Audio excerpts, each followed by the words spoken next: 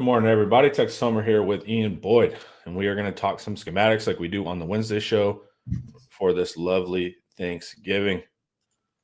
Make sure that this one's right. Yep, Texas run game versus Kentucky. Why did we find such success versus the Wildcats? And then we're going to take a look at the Aggie rushing offense, their combination of running back and quarterback runs, also them being down their top back. Then we're going to take a look at the CFP rankings. Ian always enjoys that. That's his favorite part. Yeah. And then, of course, your questions, guys. So I'm excited. Drew, happy Thanksgiving. Jacob, hook 'em. They are. WTF is an Aggie anyways. Hook 'em. All right. It's a farmer, right? It's like, Yes, I guess someone who participates in agriculture. that makes sense. Yeah. All right. There's a bunch of them. Yeah. How did Texas run for 250 on Kentucky? Ian Boyd. I don't think Kentucky was quite the formidable defensive front we I don't think expected. they were trying that hard. If you watch their fits, they're like stepping up to the line, but they're not Kentucky didn't seem like they were really had their whole heart in it. That was a question going in because Paul's been telling us there's all these rumors that Mark Stoops wants out, and they're trying to negotiate that. And their season is in tatters. There was a chance if they beat Texas that they could end the year against Louisville, win, and be bowl eligible. Mm-hmm. But I guess they didn't really care about that. NIL era, right? Deion Walker looks a lot more enthusiastic about rushing the passer than he does stopping the run, which is a telltale sign of you want me to worry about the team? I'm going to get mine, Yeah. Remember the Titans for anyone that is wondering why I adopted that. That's Ian's actual accent. That's what he actually sounds like off camera, guys. Yeah. So I think also Paul again noted accurately that Texas was a lot better at landing their combo blocks on outside zone. And they seemed to make it a point to stick on the combo blocks a little longer. And that would the downside of that is that if you're running a zone play and you stay on the defensive lineman, the linebackers can just like run free to the ball.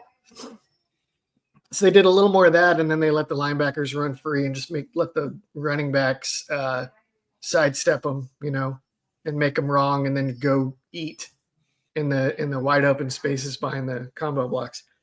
So they were a lot better. I don't think their opponent was that great. And Wisner and Blue both, but they have excellent reactions and vision. Like when it comes down to like making people miss and finding the right gap, they're really good. If it's about running through the wash and breaking tackles, then less so. Yeah. Let's look at, I'll pull up your article here real quick. This one. So here, let's give them a little breakdown of the run fits. Not the run fits, but the run concepts that we went with. Yeah. Outside zone was wrecking. 11 carries, 93 yards, 8.5 yards per carry. One fumble. Jarek Gibson's fumble was on outside zone. And he was running through an open hole and he got hit from behind and bad ball security. But it was going to be like at least a 6-yard gain before that happened. Yeah. Have you got a chance to prep A&M yet? Yeah, I was watching some of that this morning. Did you look at Shamar Turner specifically? Or was it more of a global watch? I was trying to zero in on defense, but my problem is that Turner and Stewart. Okay, Turner seems pretty good to me. He's really wide and powerful. Least impressive of the You know who's not that impressive the last like 5 weeks? Scorton. Yeah. I was just talking with a guy. He's been moving a little bit slow, man. Like he also doesn't look to be in tip-top shape. He's probably not healthy. Because I was talking to an Aggie friend of mine, and he was like, Scout, how do you say his name? Scorton. Scorton. He's like, Scorton. Somebody was calling Scorton the best player on A&M, and he was like, that guy has not watched us. That guy's not our best player. Yep. And I looked it up, and he had 14 tackles for loss in the season. And I was like, well, those are some stats. And he's like, well, it's probably all against New Mexico State or whoever.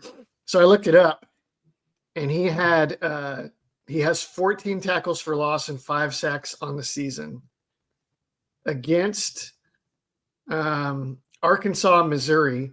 He had 6.5 tackles for loss and 3.5 sacks in a 2-game span. Since then, which is about 5 games, I think, he's had 5 total tackles for loss and half a sack. So to me, I'm with you. He seems like he's probably like dinged up and slowed up a little bit. And obviously he's big. You see some of his pass rushes, and he'll do like the initial 4 or 5 steps, kind of post the guy, and then just kind of stop. And I don't know if that's he's like on assignment, holding contain or something like that, but he's not going as hard as he could. Might be coasting off that first round projection a little bit. That D-line has been given a lot more credit than they deserve statistically. They're like a 40-something-ish D-line in production. Elite is as elite does. But when you hear the announcers speak, you would think, that they're top 3 in production. Now, they have 2 potential first rounders, so I get that aspect. But as far as play on the field, that defensive line hasn't been as solid as you would think if you were just listening to people talk about them. All right. Yep. We'll get off A&M real quick. Get back to the old Kentucky. I'm sure I'll be right back. We'll be right back. We can't help it. It's 8 week. But the most runs we had, we were outside zone here on this chart. Yeah, they 5 carries on sweep. It almost felt like more. They love sweep this year, which is I think me and you have argued about this before. But when I do these, anytime they pull 2 offensive linemen around the edge, I just call it sweep. Yeah. I think they might have like 2 different concepts that they're using there that are like slightly different from one another. But to me, it's not worth getting. Dude, you can get so bogged down in the minutia, especially if you're doing this where you're just charting inside, outside, counter, power sweep. You don't need to like go super crazy. Yeah, like for anybody, it says outside zone 11 carries, right? They ran stretch. They ran at least 4 different versions of outside zone. They ran like split outside zone with the tight end working back across the formation. Yep. They ran outside zone from the spread with no one blocking the backside end. They did outside zone from the spread with the back 2 offensive linemen working back, and then the other 3 outside zone blocking the opposite direction. They run it with tight ends without pulling one to the backside. So it's very multiple. Yep. Yeah, this chart would be incomprehensible if you try to put every variation. But I think it's still we're a predominantly outside zone team, and then we'll talk about how that particularly marries with our favorite power run scheme too.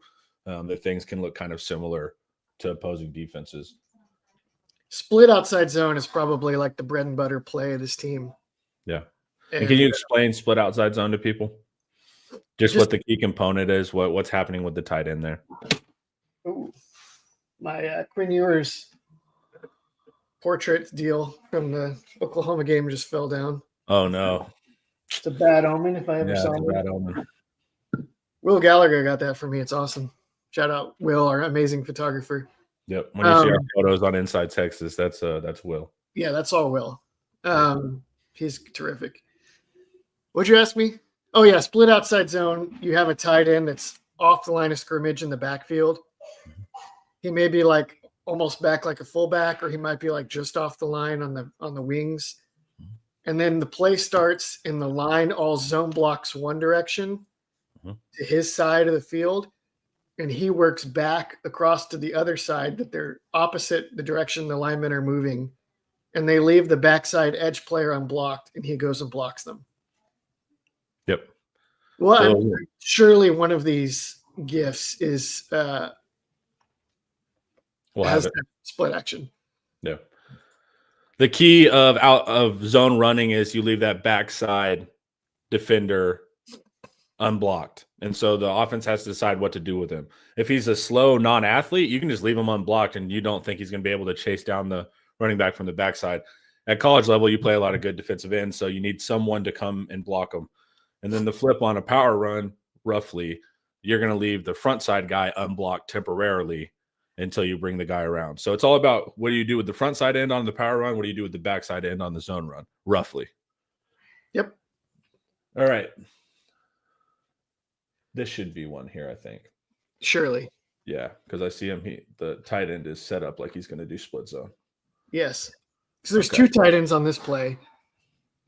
No, there's not. No, there's not. There's one tight end on this side, on this play, and there's two tight ends. This is Helm. Yeah, this is Helm in line right here, and then this is Davis back here. It's actually an unbalanced formation. There's no one on the other side of the field where Juan Davis is. So that means that Gunnar Helm is not allowed to get downfield, or he's an ineligible receiver. That's not going to come up on this play, but just so people know, it's just a fun fact. Just for the people. Fun fact. We try to get it bigger for y'all. Okay. So watch Davis here. The offensive line, the assumption here is they're going to zone left. Everyone's going to take a step to the left, and then they're going to climb to these backers here. But or not. Or not if it doesn't go well.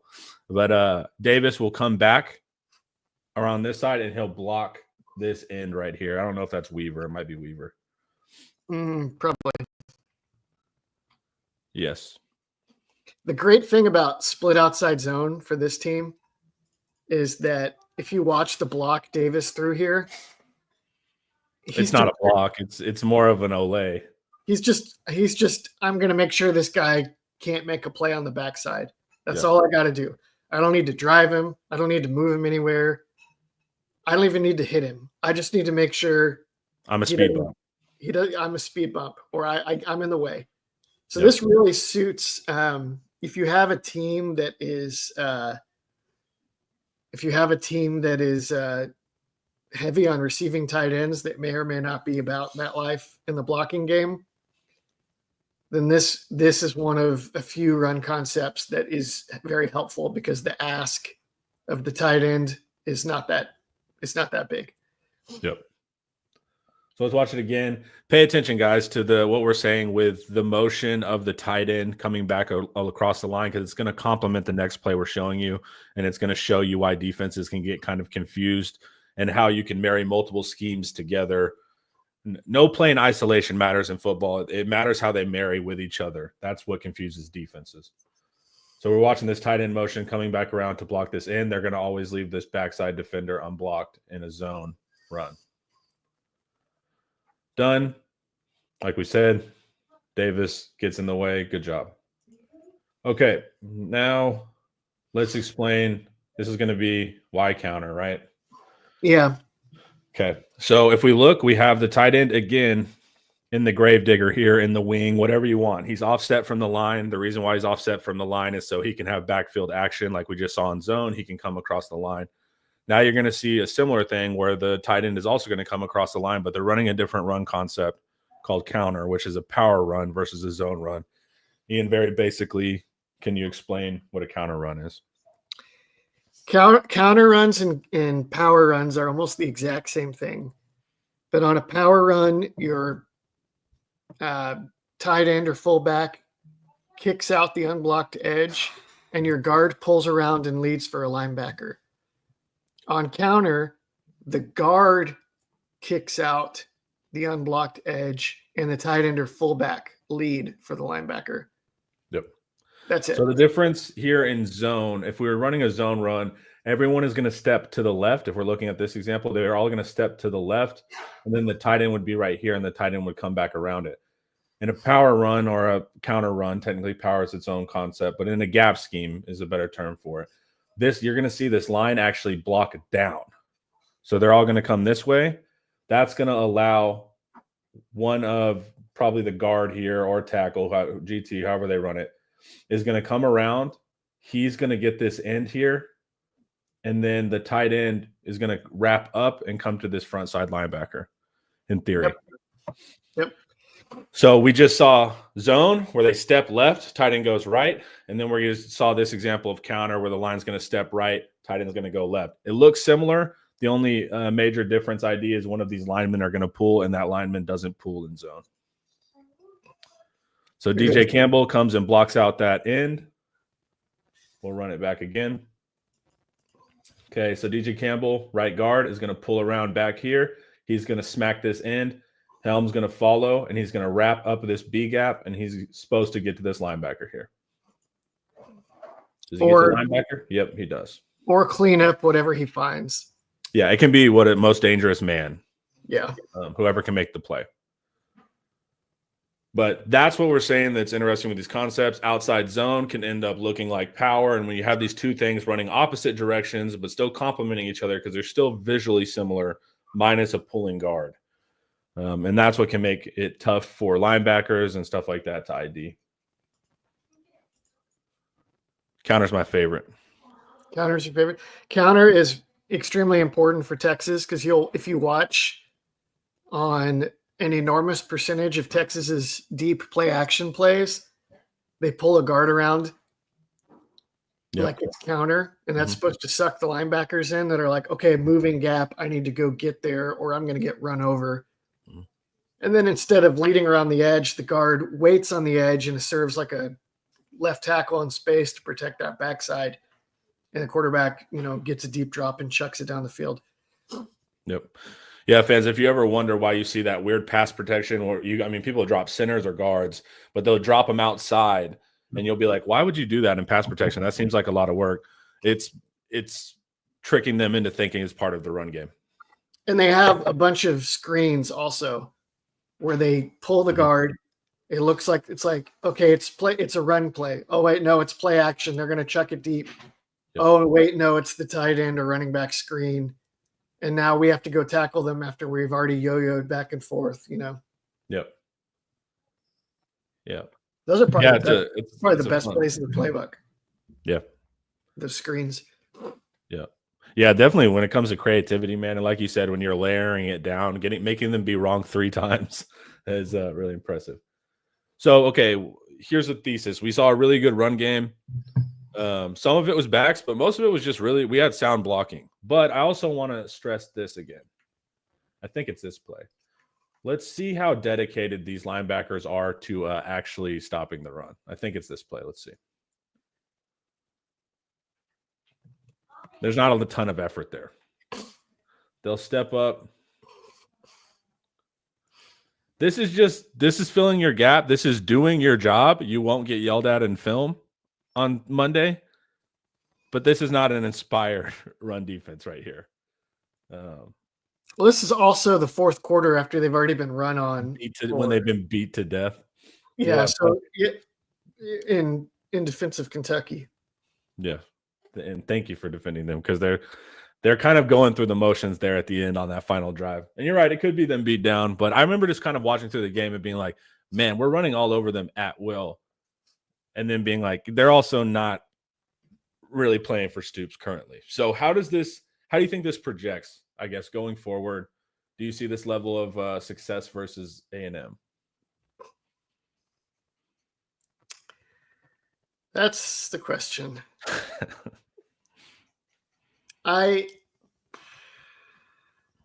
Probably not, right? Right. The thing in a game like this is that the other team has put in time and preparation on your playbook that other teams haven't. Like when we played Oklahoma last year and they were just absolutely swarming everything and it looked like Danny Stutzman was in the backfield half the game. Yeah. Stutzman is uniquely good at that, but I think this game is going to be more like that, where they are flying downhill on They're all of your run blitzing and run blitzing, or just like reaction so fast that it looks like they're run blitzing because they know exactly where to be. yeah. And they, I think, are going to be a little more inspired up front than Kentucky was. Yes, they will. I can tell you right now, they'll be more inspired. They can, if they're not, thank God. But that I think Texas is playing a lot cleaner in the run game. I don't know that they're going to get just erased in the run game, but it's I don't think it's going to be no 260 yards either. So I love your Southern drawl today, man. I don't think it ain't gonna be no 260 yards. you got to mix it in every now and then. Whenever you want to. Now that you're back in Texas, dude. It sounds like a little bit wiser if you give it a real common Southern man. It does. Yeah. So good stuff from the run game. I feel good about it. Clean, good reps. Do I know how it'll carry over? I don't know if it'll carry over that well. But regardless, it's still something we saw that's important, right? It'd be different if we didn't. So, y'all ready? Let's look at old David McClellan. What is this other ad in the corner? I know. It's just literally abortion. Jeez. Not ideal, man. Not ideal. On 3 be tripping me out sometimes. All right, let's hear a word from David McClellan. I'm just going to say, guys, you probably need a fiduciary financial advisor, and I've got the guy for you. His name is David McClellan with Forum Financial. He works broadly and deeply with his clients as a financial life coach, and he should know something about coaching because he won several national championships as a swimmer for the University of Texas. He specializes in financial planning and has contributed numerous articles to Kiplinger on the topic of retirement tax bombs. So contact David today to be your fiduciary financial planner and schedule a 1-hour consultation to assess your financial situations. The free consultation is available, so just give him a call. The number is 312-933-8823. That's 312-933-8823. His email is also in the description below. All righty. Texas A&M run game. Let's switch it up. Can I answer Jay real quick? Sure. Born in Houston, University of Texas alum. Dad's from Oklahoma. Mom's from Dallas. Great uncle Oliver Loving of the Goodnight Loving Trail. Oh, that's cool. I didn't know that. So I'm bona fide. Yeah, he's the real thing. He was just living up there for a while. I was just up in Michigan for like a decade. Okay, sorry. It's all good, man. Give your credentials. Texas has had the easiest schedule of any SEC team this year, but it's still much better than Notre Dame, Miami, SMU, Indiana. 10-2 Texas is in. I agree. Well, it looks like that because everybody's losing. Yeah. I'm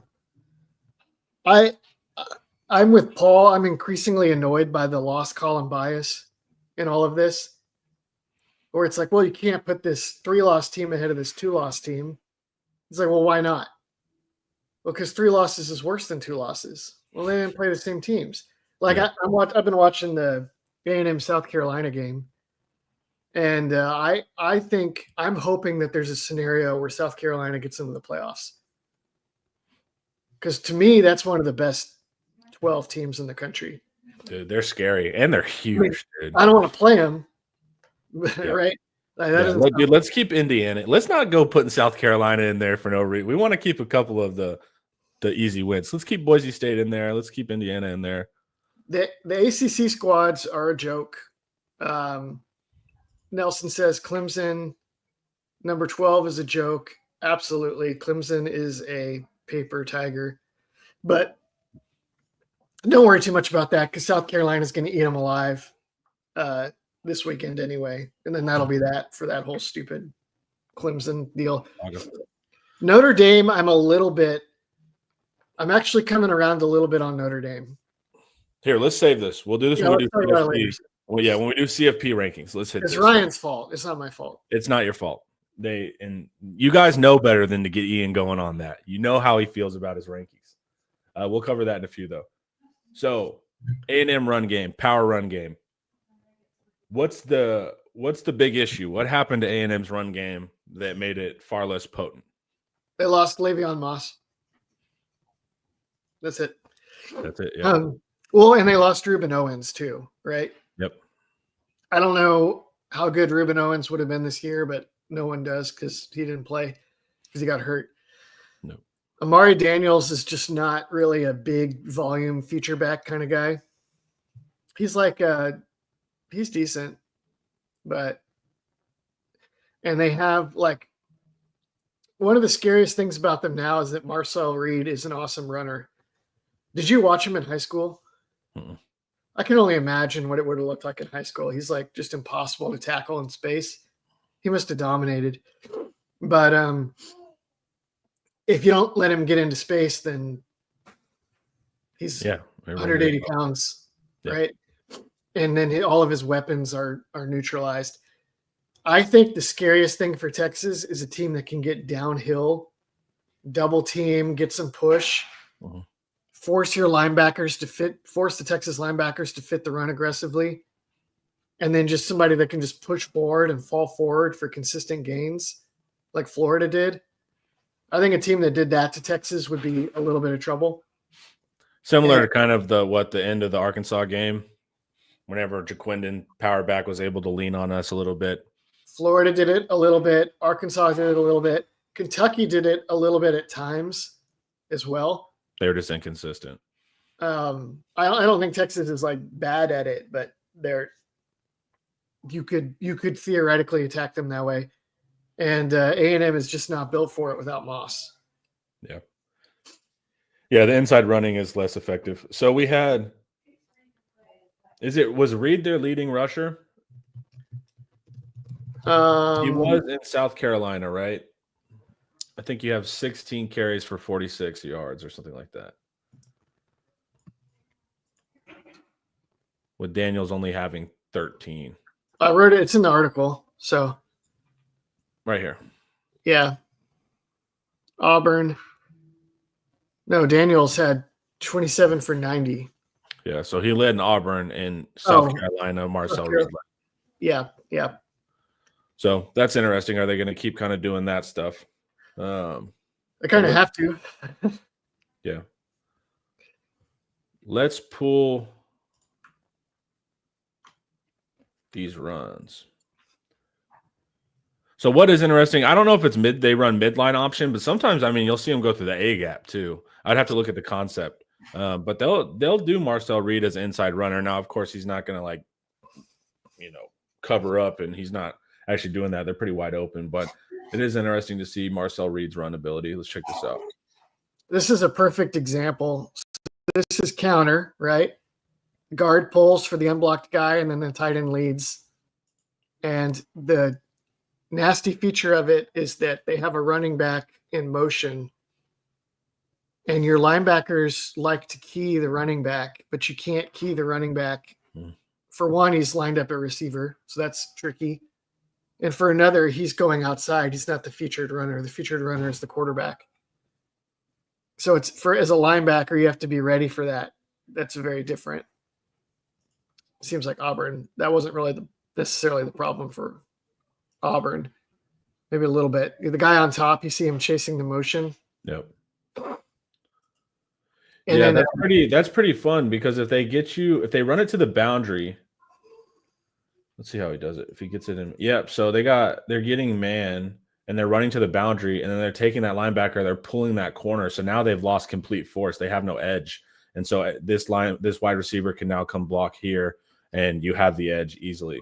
So if they catch you in man, they'll do it to the boundary, and then they can get that corner.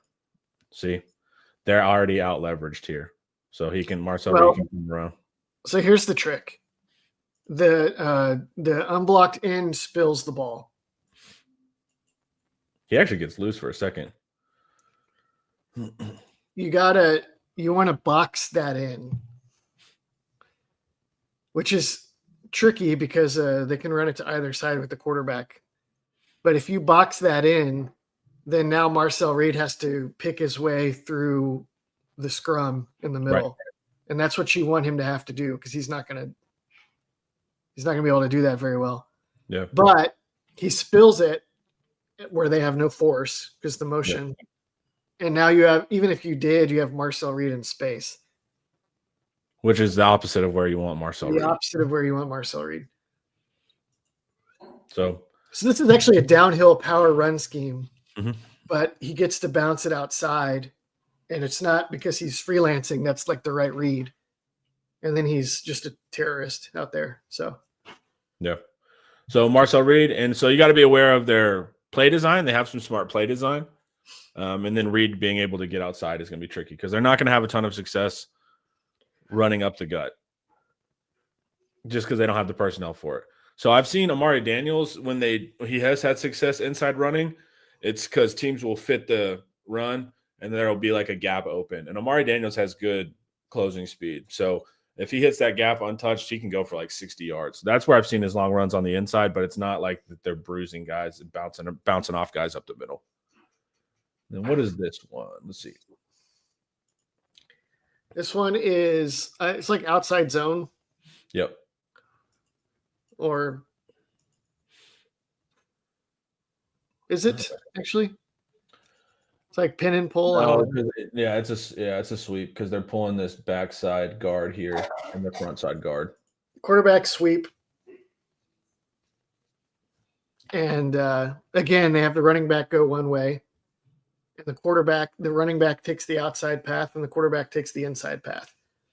Which in an ideal world, A&M's would have a lot more plays where Reed is on the outside path. And they would flip it. Yep. Like when you have a power runner at quarterback, it really affords all kinds of different opportunities. Like for Texas fans, Sam Ehlinger was like that, especially at Westlake.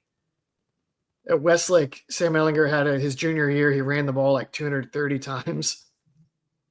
And they could use him as the power runner inside, and then they didn't need another power back. They could get some fast guy to threaten the perimeter.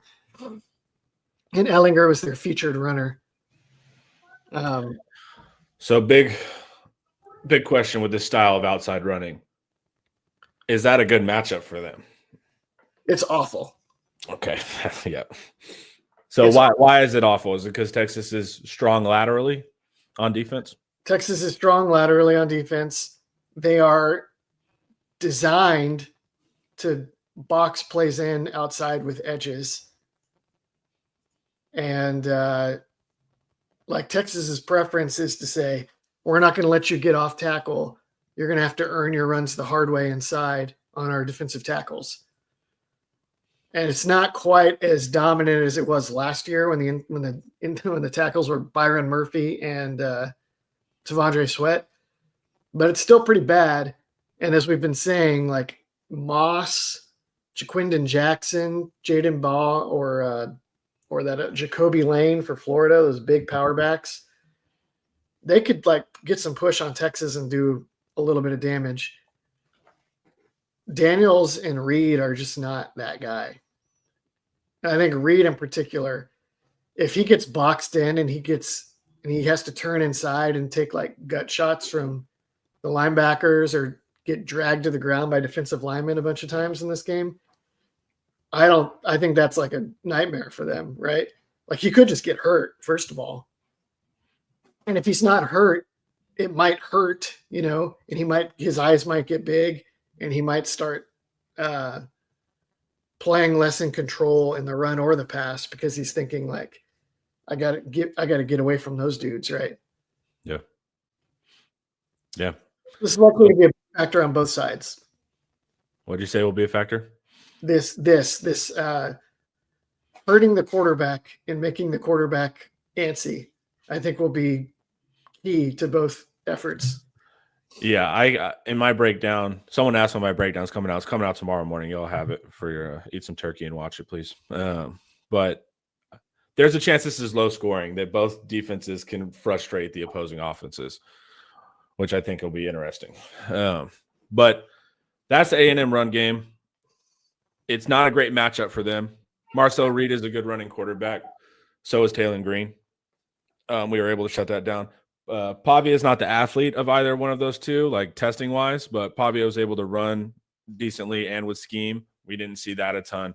So Texas has had some kind of proxy battles prior. That can give us some hints that we shouldn't see Marcel Reed running all over us unless we get a little bit sloppy. It's all fun and games till Anthill puts the fear of God in Reed. Yeah. Dude, what's so weird is why do people keep calling out Anthony Hill? It's such a weird choice, you know? It's like, because also Anthony's a nice guy. Like you see him on camera and he's a happy-go-lucky dude. It's just, I think it's probably name recognition, right? Anthony Hill is really well known, but it's like weird. Like, why him? I do imagine if you're like an opposing team and you put the film on and it's like, okay, here's Anthony Hill, leads the team in sacks, nationally renowned linebacker, 5-star athlete out of high school, blah, blah, blah. And then you watch him and then you're like, this guy's not even that good at some of the basic linebacker things. Yeah. That's what they're seeing. Remember, this was like Gabe Eichert's deal too, right? Right. And it's kind of true. Like he's still not great at like some basic linebacker stuff. He just like waits to see the play and then he closes and makes, you know. And so they do that and they're like, well, this guy's not so great. Texas ain't so great. But then you play them and you find out that just doesn't really matter that much. And that the stuff that he does well is cancels it all out and sacks you for 14 yards. Yeah, you're like running loose and then he's chasing you and you're like, oh, this is the guy that is a little bit hesitant in his run reads. And he's like, well, he's not hesitant right now. He knows exactly where the ball is. You come get it, you know? Yeah. Yeah, they get they're very obsessed with the actual run fit part. And I've heard multiple people mention it. And you see it even with Leonga, right? We'll kind of overrun our fits sometimes. Like the Jamarion Wilcox versus Kentucky, that was linebackers overfitting Leonga on that one. But our linebackers sometimes aren't great with like the technical side of run stopping. But Anthony Hill is a freak, and he's going to erase 40 yards, 50 yards from your offense. So it ends out. What is this Jay saying? He grades as the top linebacker in the country? Yeah. Wait, no, there we go. But he grades as top linebacker in the country. I think he's very solid on run fits. He's not, though. I can see the run fits. Yeah, I don't know who's grading that, but you got to take those with a grain of salt. I don't think LaFau is the one that has the bigger issues with the fits. I think, I don't know, maybe. No, I'd agree that LaFau has bigger issues, but with fits than Hill. Yeah. Okay. I think you've watched. But not a crazy. Yeah, you'd literally have to go watch everything.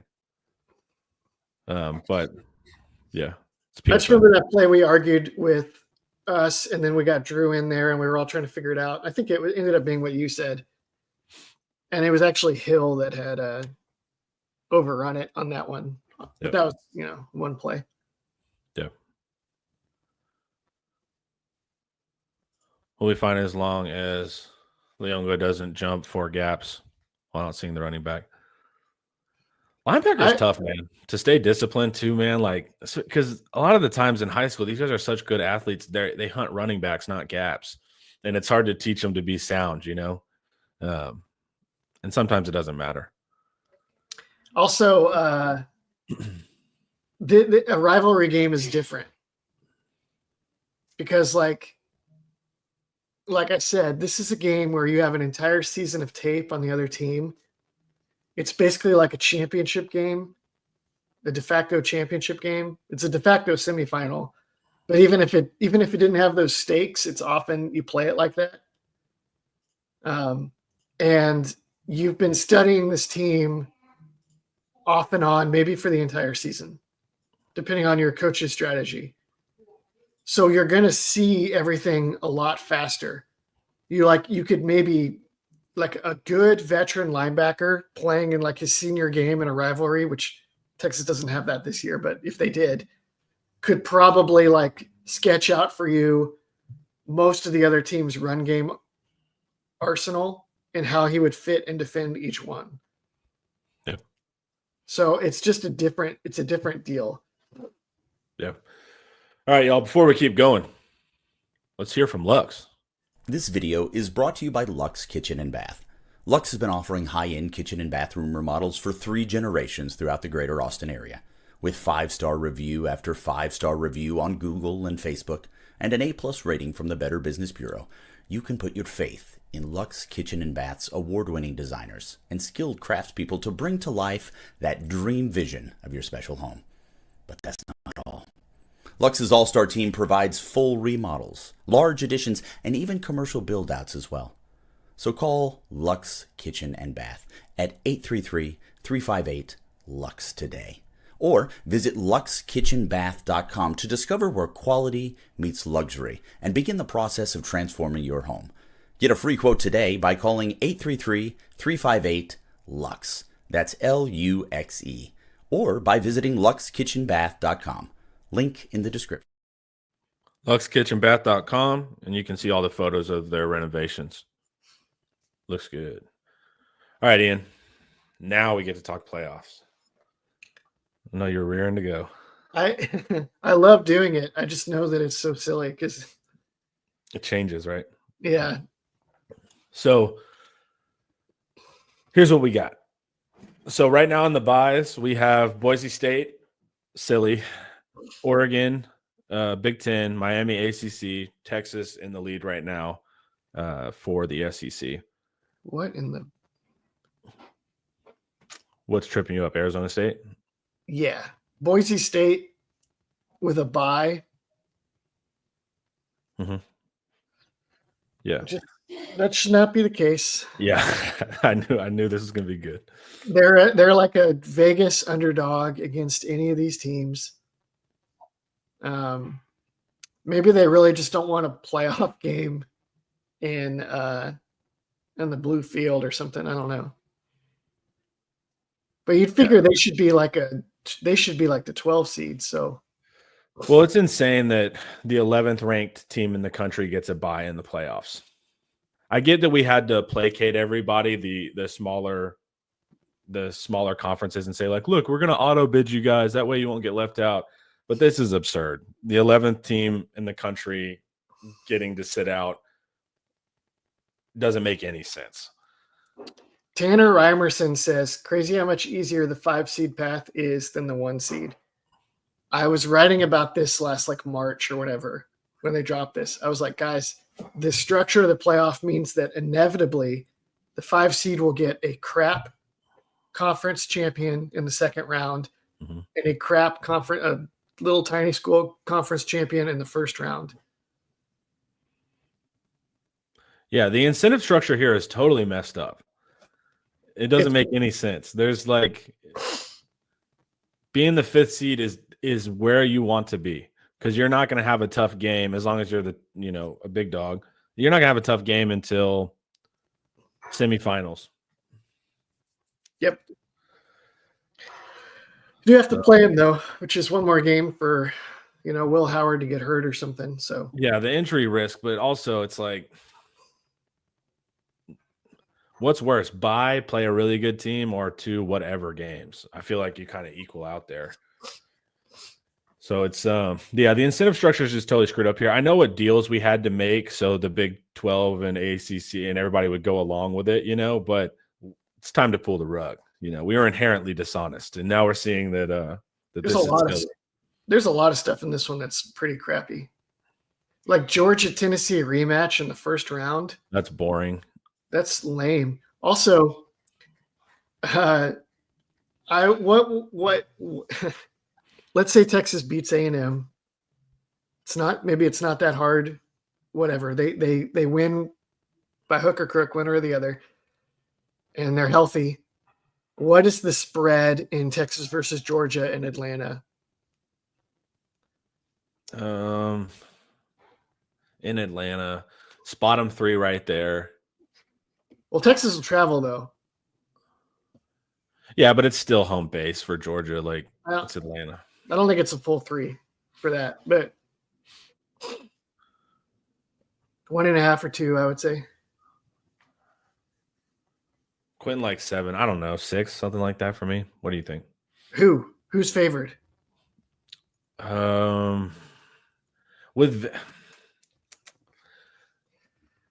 Well, emotionally to me, Georgia's favored because I saw what their defense did to our offense. But Yeah. I don't know what Vegas would do. I favor Georgia, even with their sketchy offense.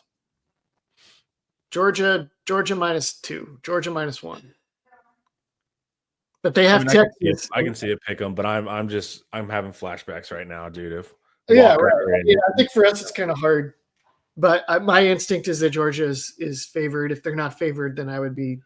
And if they were not favored and I were a betting man, I would be tempted to bet on Georgia. But they have Texas in the 2 seed. That's just kind of I guess it's because they have fewer conference losses. This whole thing is just so these weekly rankings are so Yeah, Oregon gets the number 1 seed and gets rewarded by playing Georgia. That's why it's so silly. The incentive structure here is totally screwed up. You've given the 5th seed the easiest pass. You've allowed the 11th ranked team in the country to get a bye. You also have the like if you're Oregon and if this was going to be the bracket, you'd be like, let's throw the Big Ten championship, get the 5 seed. Yeah, dude. And then if we play Ohio State again, it'll be in the semifinal and we can go wreck them. If they That's for real, like strategically, it'll never happen. But if you were, a general in the army, you would consider some of these things. That's how silly it is. And then you have the number 16th team in the country, which is Arizona State, making it at number 12.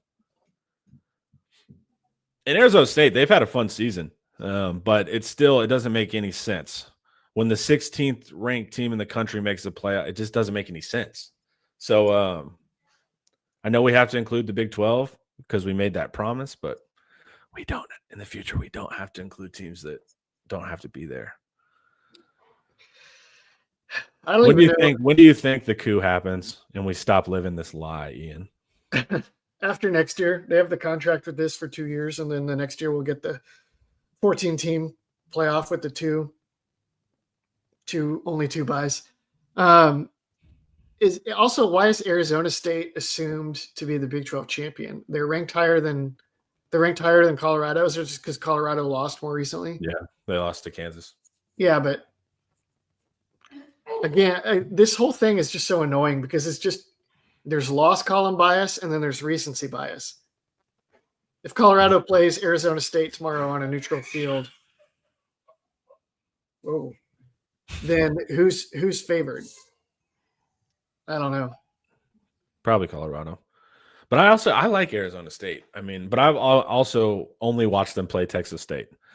So I am not qualified here to say who should be there. I like their running back, man. That boy runs. Have you watched them play? Yes, versus Texas State at the beginning of the season. A little bit. They have a good run game. Scatabo the back is awesome. And that's pretty much it's kind of like they remind me of Oklahoma State last year, where it's like overall solid team plus star running back. Yeah. Who was it for? What was that guy's name? I already forgot. And Texas erased him in the Big 12 championship. Ollie Gordon. Yeah. How would you organize the structure to ensure that the top 4 seeds in conference champion games still hold weight? Love y'all's work. Glad I'm an IT member. Appreciate you, AR. I would just do what they're going to do, which is expand to 14, have only the top 2 seeds get a bye. The top 2 seeds will invariably be the 2 conference champions. Yeah, and then if you want, it'll be Big Ten and SEC. They'll get a bye. If you want the other conference championship games to matter, then you can say that the committee has to choose at least 4 or 5 conference champions. The 4 or 5 highest ranked conference champions are in the playoffs automatically. But now you could have it where if the ACC champion is like SMU or something, you don't have to slot them into a top 4 seed. You can put them like 11 or whatever, right? Or 12 or 13 now. So I think that's a pretty easy fix. This one was the consolation for winning the Big 12 is the millions of dollars you get from the extra game. So I don't think the game actually ends up. This is what's interesting. ADs want to play this first round home game. because you get to pack out DKR. You get a playoff home game. So the weirdest part also is there's a financial disincentive here because it's actually that buy is good for your team. Hopefully you can get farther. You'll make more money. But the reality is too, like you want this home game in the first round. That's also I found kind of interesting. There's the incentives are all going different directions here. It's a mess. A lot but of I it. don't know how do you make winning the Big 12 and ACC matter? I mean, making the playoffs, yeah, but they're already likely going to make the playoffs anyways, and that's generally. No, but like if you want the conference championship game to matter, if you're Colorado or Arizona State and you're 9-2, are you in without the conference championship automatic qualifier? Maybe, maybe not. I mean, technically today, no. Right now, no. So there you go. Yeah. So that's a pretty easy fix. I don't really think it's that complicated. The problem with this is that they designed it before we went from a Power 4 to a Power 2. Right. Like this was already written. This was already in the books before Oklahoma and Texas left, and before Oregon and USC and everybody. Yeah. Can we talk about? Go ahead. I was going to change the topic a little bit on this. Do you end up going mask off and just being like, we don't care if you win the Big 12 and ACC? Like no, because ESPN owns the championship games. Right. Yeah. So their financial incentive. Disney's looking to sell ESPN. Yeah. Also, I think the conference championship games should matter. So do I. But I'm saying the schedules are unbalanced. Like the Big 12 is like 30 teams now.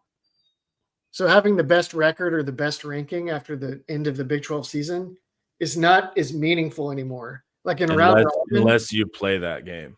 Unless you play that game and prove it against the other team that did the best. Because otherwise the unbalanced scheduling is just like a huge. Well, it even matters in the SEC for Texas this year. It matters, yeah. All no one's going to respect Texas because also if we beat A&M, right, A&M's ranked whatever. If you beat A&M, they're going to drop low. So A&M's win, once they get beat, won't even look that good. And so basically Texas has to beat Georgia to beat the allegations of weak scheduling. So I agree. I think is some value in how unbalanced these conference schedules are. And I was going to say schedule them to where they're more balanced, but there's no way to always know who's going to rise and who's not going to rise and blah, blah, blah. I think even if Texas knocks A&M down to 8-4, Texas going into A&M and winning that game, I think is nothing to sniff at. And I don't think it'll be poo-pooed like online by opposing fan bases. Of course it'll be degraded. Right. Yeah. But in the eyes of the committee or objective observers, I think it'll mean something if Texas goes into College Station and wins. Yeah. What do you think about Texas A&M beats Texas and then loses the SEC championship game? And they're out. And are they out or are they in? That would put them to 4 losses, right? Yeah, I would put them at 9-4. I'd put them at 9-4 with a win over a number 3 team. Where are they ranked currently? Chat, can you tell me? They're like 15th or something. I don't see. Okay, Ryan Nelson says A&M is out with 4 losses. You can't. That's not fair. You can't look at it as a 4-loss A&M team because they're a 3-loss A&M team that happen to have to play the SEC champion, which is in all likelihood the best team in the country. Yeah, so I don't think you can count the losses in the SEC championship game unless there's a huge context, right? Like if you get beat by 40, I think then you have to start counting these games. Other than that, no. But also A&M we have the weakest schedule. I think A&M second to last. A&M hasn't played Georgia, Tennessee, any of the tops, Alabama, whatever. So A&M with 3 losses, I know it's an SEC schedule, but it's not what we're talking about when we're arguing Georgia and Tennessee and even Bama being in. So that's my thing with A&M on a 3 loss is this is not a particularly hard schedule for them. It's just the same thing. To me, like if Texas has 3 losses, I'm not putting Texas in. So that's my argument with A&M. So the argument then is that 3-loss A&M is out, and that their only path in is to win the SEC championship. Correct. Which I think is fair. Which I think is fair too. I think that's fair too. But yeah, because 10-2 Texas, there's arguments to leave Texas out because of the schedule. Not SEC, but if they lose versus A&M, right, that means they played Georgia, got beat, and then their second highest rank got beat. So there's arguments to kick Texas out with 2 losses. So I'm absolutely kicking A&M out with 3 losses because they also play a super weak schedule. The one thing about Texas is that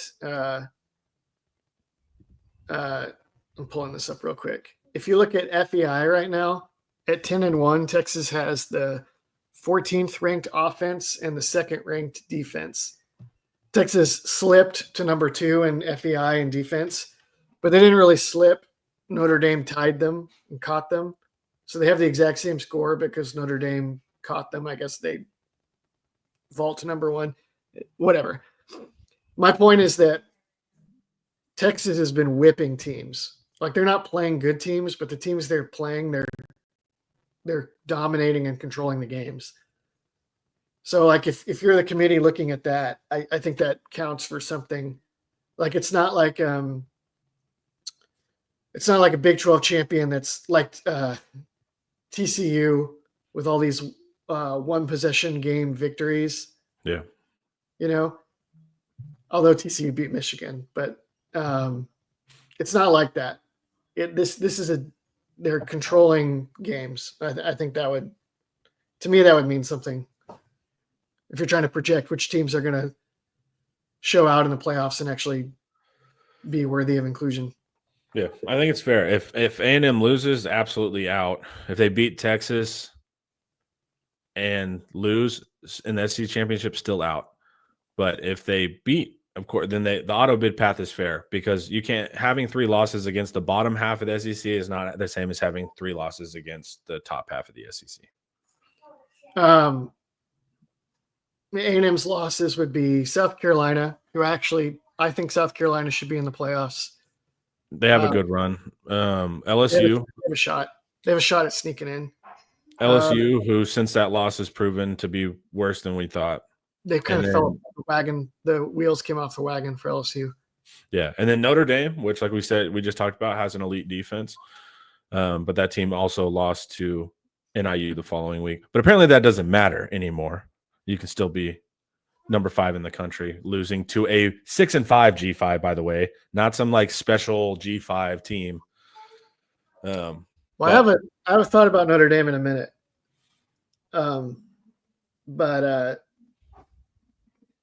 Yeah, and it hurts that they had like 2 big road games against upper mid-level SEC teams and lost both of them. Yeah. So they have the LSU dub, which was sick. Was that at home though? That was at home. Yep. Okay. They can actually sneak in. There's a scenario where Texas A&M beats Texas, loses to Georgia, but still makes it in. For the same reason I said Texas could lose to Kentucky and still make it in. Yeah. Which is that all these other 11 teams on this list can still play and lose games, guys. Who's their highest ranked win right now in the SEC? A&M. They don't have any top 25s like Texas, right? Current top 25? Yeah, current top 25. Who they even played? They played Arkansas, Missouri. LSU. Probably Missouri. That was a pretty big win. Yeah. Missouri's still like 8-4 and 9-3, right? Yeah. How they beat them, I think, is more valuable than how good Missouri is. There's a lot of that this year where the home team has just jumped on the other team. Yeah. Like South Carolina versus A&M. No, it cracks me up on A&M's schedule. They have not changed the rank of when they beat the team. So Missouri is still 9th in the country according to A&M, and LSU is still 8th in the country. Well, sometimes people do that like sometimes the list will have that because it's like their ranking when you played them. I know, but that means nothing. It's interesting stuff. Okay. So their All right. best win, I think their best win is LSU. Maybe Mizzou. I would say Mizzou. Um, Are you ready for a hot take? yeah, I'm always ready for an Ian hot take, man. I don't love that Notre Dame matchup for Texas. What are you worried about offensively? Just us getting shut down by the defense, and what are you worried about the Notre Dame offense? Shut down by the Notre Dame defense, and then give up 20 or more to that power run game. Because Notre Dame actually has, like, they have the powerful inside runner. They have a second one in their quarterback. We act like the power run defense is the relative weakness, but we're still 7th in the country in opponent yards per rush. We're just like not number 1. You know, so it's like it's a relative weakness, but is it a true weakness? You get what I'm saying? Like that's how you would attack Texas, but it seems only marginal. But let's say your teams do the power run, but they put together like one drive of power running. You know, it's like, what do you think? Okay, but if you're trying to get to like 20 on Texas, and that's your bar where you can win, then it's like does Notre Dame have a path to 20? Absolutely. And then on the flip side, could Notre Dame do what Georgia did to the Texas offense? Well, maybe so. Right? Do they have that level of? Do they have that caliber of athlete? Do they have a Walker and Michael Williams? Like, do they have 2 first rounders? Well, they have those tackles who are a huge problem. Yeah, but what tackles have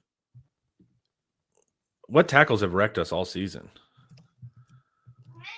The Georgia ones. But I felt that was more edge. No, I mean what's his name? Their nose did well, but 97 was beasting the Texas. That's whenever he took Campbell and just threw him to the side. They did that a couple times. Yeah, but I'm talking about as far as like getting people on the ground. It felt like that was Michael and they have big fast linebackers. They have Marcus Freeman secondary. I mean, they're tied with Texas now for the top ranked defense. They obliterated Army, who was probably overrated. I was gonna say that's a little bit of a. It's like Indiana. People just like the story. Well, it was fun to watch him. It was fun to watch Bryson Daly run over the Sun Belt or the AAC or whatever. Yeah. But they obliterated them. So it's possible, Ryan Nelson, that Texas would shut down Notre Dame, but it's also possible that they could just kind of hang in the game and hammer away with Leonard and who's the running back? Love. Mm-hmm. Jeremiah Love is a big, powerful back. Jeremiah Love has 850 rushing yards at 7 yards a carry with 14 rushing touchdowns. And then Riley Leonard has 671 rushing yards at 6 yards per carry with 13 touchdowns. And then their next back off the bench, Jadarian Price, has 540 at 7 yards per carry and 6 touchdowns. Yeah, that's pretty impressive at their yards per carry. I'll give them that. They're feasting on bad teams, but it's like the same as the Texas defense, right?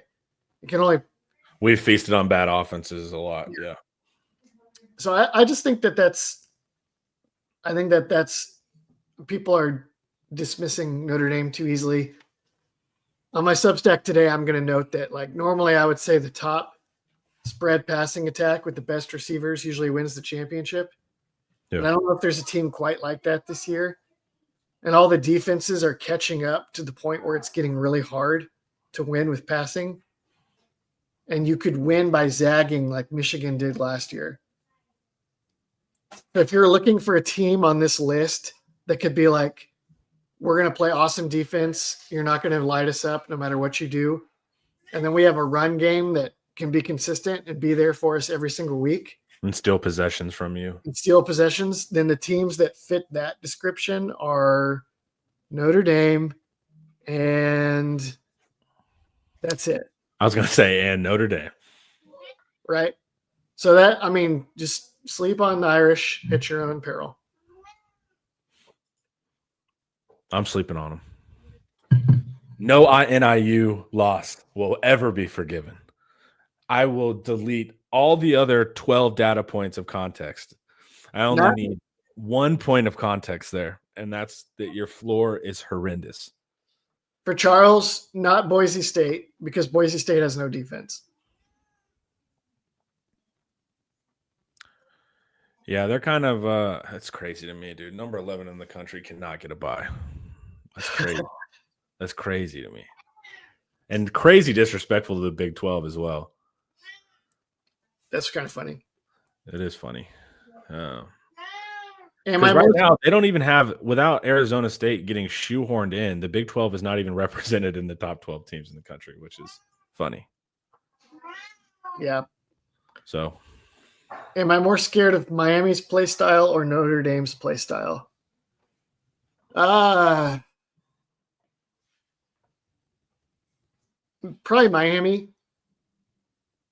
Cutter Boley was putting in some throws on us for whatever reason that I was like, hey, what's going on here? But I think Notre Dame's a better team.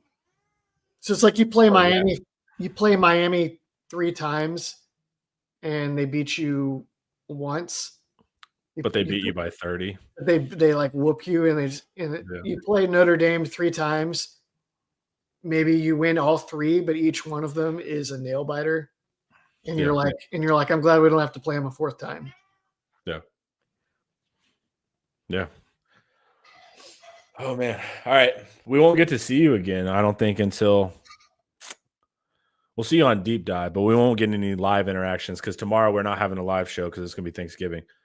So right now, Friday Roundtable Live, 10 a.m. Okay. You'll be on that. So you'll give your game prediction there. What's your cursory basic feeling on Texas A&M right now? I have been unable to talk myself into being particularly afraid of A&M. I went into this being like, I'm not. You're not afraid of them. All the trends are like, so like, can they attack Texas's weaknesses on defense? No, not really. Are they like A&M spiritual vibes? They lost to Auburn, but they still have a lot at stake in this game. And if they have a lot at stake in this game, then you figure that the Aggies blow it. That's their deal. I had said, like, if the Aggies lose to Auburn, look out, they could beat Texas. But then they snuck back in where they have a chance, Yeah, I wanted them to win Auburn by like 20. I wanted them fat and happy. It doesn't. They might as well be fat and happy because they can go to the SEC championship and win. Aggie defense. I'm still studying the Aggie defense, but I've just seen a couple things. So they're the worst, like one of the worst explosive defenses in the country, like in 130th. So they're really good down to down, like success rate. They can really frustrate you, but you can run. You can drop an 80-yard run and you can drop an 80-yard pass on them. It's not really Texas's strengths, like Cam Coleman. Like Quinn's not throwing the post and hitting guys on the run. Quinn's not throwing the fade and hitting guys. That's just really not how we play. But as far as like giving it to Bond, he slips a tackle and runs for 60. That can kind of happen. The flip side is, does that defensive line, because that defensive line is not as good as they say it is statistically, but they still do a great job moving guys off their spot. So like Nussmeier is one of the better pressure to sack rate quarterbacks. He had to move a lot when they played. He had a good first half. They started to get to him later. Sellers shrugged off like 8 sacks. Yep. They are absolute sacks on Quinn 100% of the time. So we don't have that big body. And then Peyton Thorne was able to get mobile. So all this stuff, I hear people, man, like Auburn and South Carolina beat them to death. It's like, yeah, but that's not our style of quarterbacking that they lost to. Yep. So that's the last concern is if Quinn goes into that game and he is dinged up still with the ankle, which we don't have a lot of clarity on. some of the, like Eric has hinted at this, the rumors that have been swirling about Quinn are like, it almost sounds like somebody's trying to smoke out a rat in the athletic department or something. Well, you just do that with a color. You'd be like, he wore a blue cast, and you tell the other guy he wore a red cast, and that's how you figure out who it is. To me, I thought he was in pretty good shape until he looked to me like he was in good, normal Quinn shape until the ankle thing against A&M and then against Kentucky, and then it was obviously in bad shape. Ankles suck too, man, because there's no way of getting around them. Like, you can heal up now, you can tore it all up, you can rest up, but I also don't want my quarterback resting this week. I want him getting a ton of reps, 100%. Did he practice Monday? Do we know? I have not checked, but didn't Sark say in the presser like we expect him to practice, which isn't. Yeah, but it was also like it was up to Quinn or something. It was the weirdest. I don't know. That's a big question mark. I would feel pretty good about Arch in this game if he was prepared a lot in advance. I do not feel great about Arch getting dropped into that Shark Tank. If he's not, why would you? Yeah, I don't feel good about that at all. So the whole quarterback question is the question. Like, could Texas just throw this game by being also Quinn, when he's hurt on the field, his play really deteriorates fast. Yep. So so is it about Quinn or is it about the offensive line? It's about Quinn. I mean, they're going to get. I think if they protect him like Kentucky, it's about the offensive line. They protected him. They protected him like Kentucky against Oklahoma, and he's still. That's true.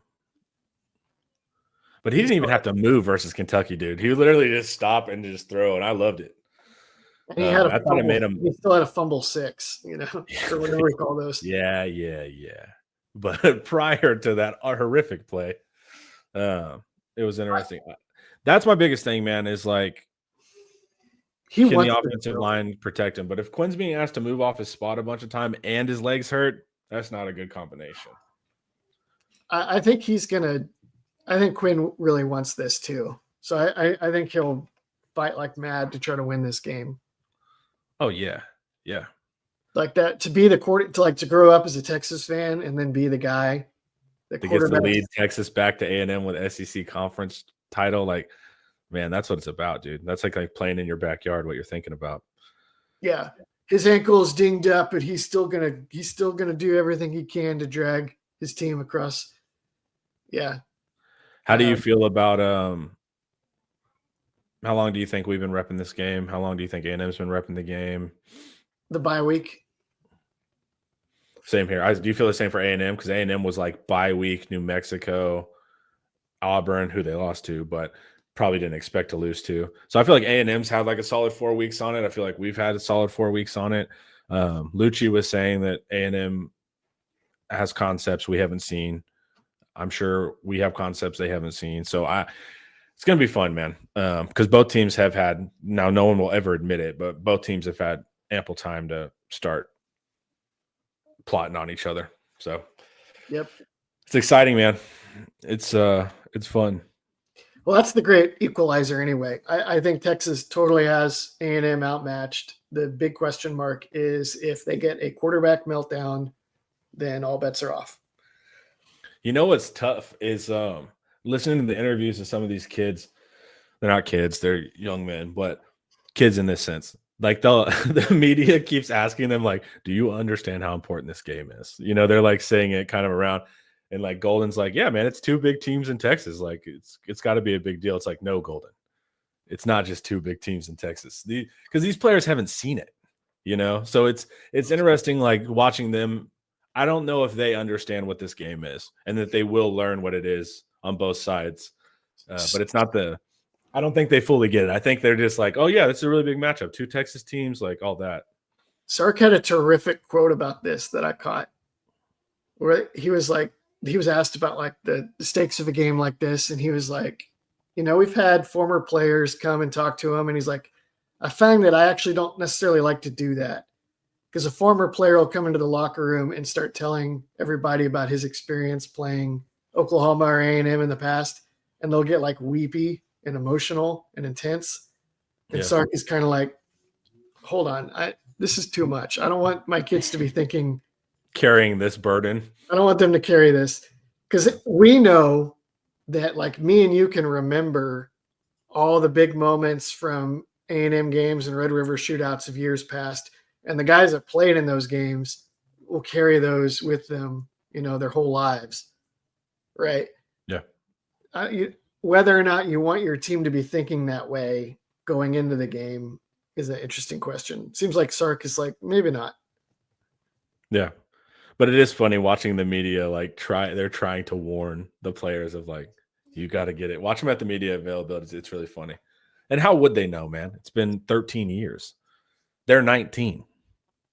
So it's like, of course they don't know. If you go up to a 18 to 22-year-old and you ask them, do you understand the stakes of anything going on in their life at that moment? Yeah. The answer is no. The answer is no. Yeah. That's part of being funny. They're not like you, old and looking back and being like, man, it really, really, really mattered when I chose X, Y, and Z. Yeah. For better or for worse. Yeah. Yeah. It's going to be fun, man. I'm excited. We're going to film Deep Dive, so you guys will have more. That's going to come out tomorrow, so you will have that. We pre-recorded today, so but we won't have the live in the morning, y'all. And the people that have asked about my breakdown, that'll also be out on the Texas Homer channel. So you will get some IT content. You'll get some Texas Homer content tomorrow for while you guys are eating good food. Sounds good to me. I appreciate you guys. Happy Thanksgiving to all. Ian, chat, enjoy it, and hook 'em.